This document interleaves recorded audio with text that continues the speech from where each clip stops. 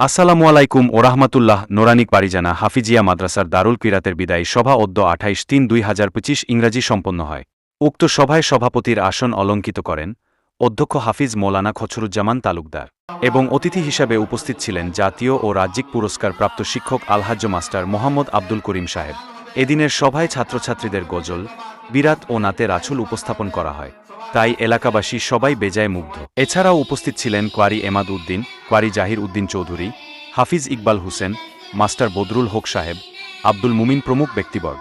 সবাই মসজিদে আসার জন্য এবং আমরা ঐক্যবদ্ধভাবে দোয়া শামিল হয়ে বিশ্ববাসীর জন্য, বিশ্ব ভাতৃত্ববোধের জন্য যাতে প্রার্থনা করি, যাতে গোটা বিশ্ব পৃথিবীর মধ্যে শান্তি আনায়ত হয়।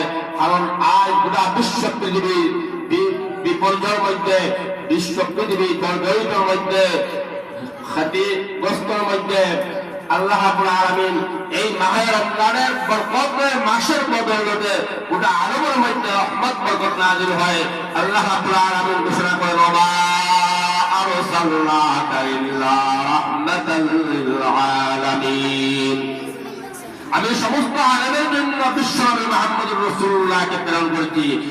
তাই আজকের এই পবিত্র দিনে বিশ্বনবীর কথা শ্রদ্ধার সহিত স্মরণ করছি এবং বিশ্বনবীর বদৌলতে আমাদের এই বিশ্ব আলমের মধ্যে রহমত বরকত নাযিল হয়, এই জন্য প্রার্থনা হবে।